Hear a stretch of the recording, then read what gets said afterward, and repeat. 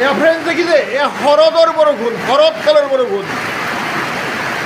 যিহেতু বাৰিষা বৰষুণ নাহিল, এই শৰদতে বৰ্ষাকালৰ দৰে বৰষুণ আহিল। এয়া ফ্ৰেণ্ডছ দেখিছে, এয়া শৰৎকালৰ বৰষুণ।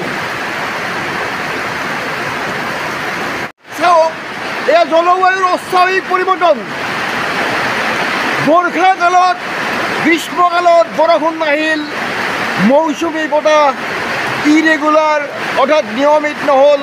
এতিয়া শৰৎকালত এয়া বৰষুণ ফ্ৰেণ্ডছ, এয়া দেখিছে, এয়া শৰদৰ বৰষুণ, এয়া ধাৰাসাৰ বৃষ্টি ফ্ৰেণ্ডছ।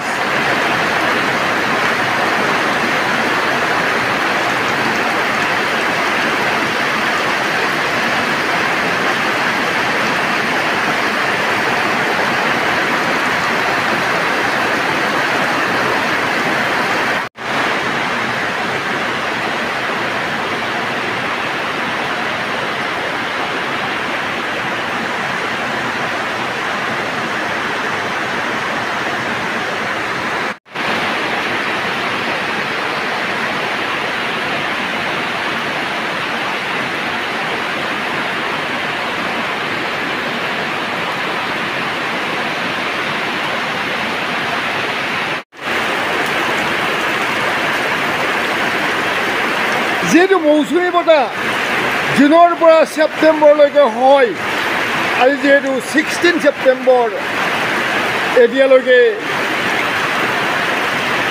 মৌচুমী ইৰেগুলাৰ হৈছিল, অৰ্থাৎ নিয়মিত হোৱা নাছিলে। হয়তো আজি মৌচুমীৰ এনেকুৱা প্ৰভাৱত অসমত ধাৰাসাৰ বৃষ্টি।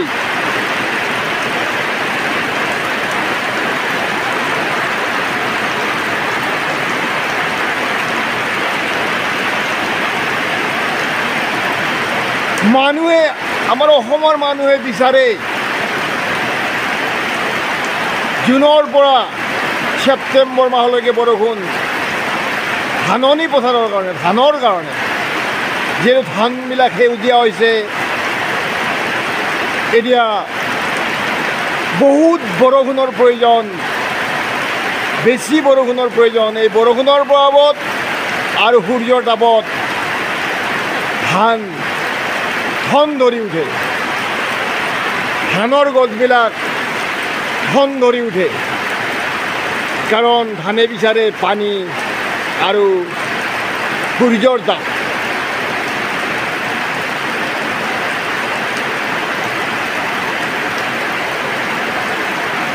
কাৰণ পানী আৰু সূৰ্যৰ তাপ অবিহনে পৃথিৱীৰ জীৱসমূহ জীয়াই থাকিব নোৱাৰে। ধানে যিহেতু আমাৰ মান, ধানে যিহেতু আমাৰ প্ৰাণ, ধান নহ'লে আমি অসমীয়া জাতি হেৰাই যাম ফ্ৰেণ্ডছ। ধানে হ'ল অসমৰ বিহু, ধানে হ'ল অসমৰ মান, ধানে প্ৰাণ।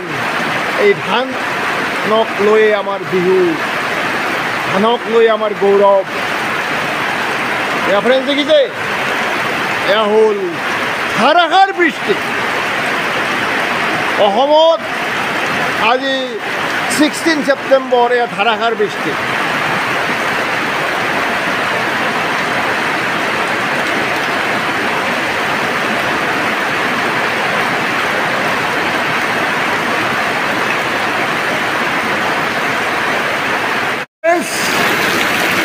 এয়া 16 ছেপ্টেম্বৰ দিনা, 2025 চনৰ 16 ছেপ্টেম্বৰ দিনা এয়া ধাৰাসাৰ বৃষ্টি অসমত। এনেকুৱা বৰষুণ হয়তো পাছৰ প্ৰজন্মই নেদেখিব, কাৰণ বৰষুণৰ পৰিমাণ ইতিমধ্যে কমি গৈছে। 40%, 30তকৈ অধিক 40% বৰষুণ অসমত কমি গৈছে, যাৰ ফলত নদীসমূহ শুকাই গৈছে, ধাননি পথাৰত পানী নাই, খাল বিলত পানী নাই, সাগৰত পানী নাই।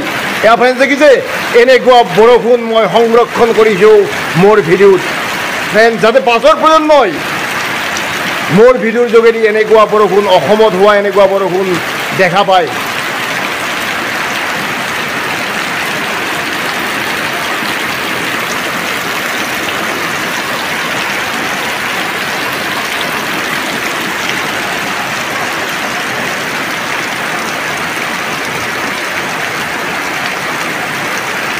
ধন্যবাদ ফ্ৰেণ্ডছ।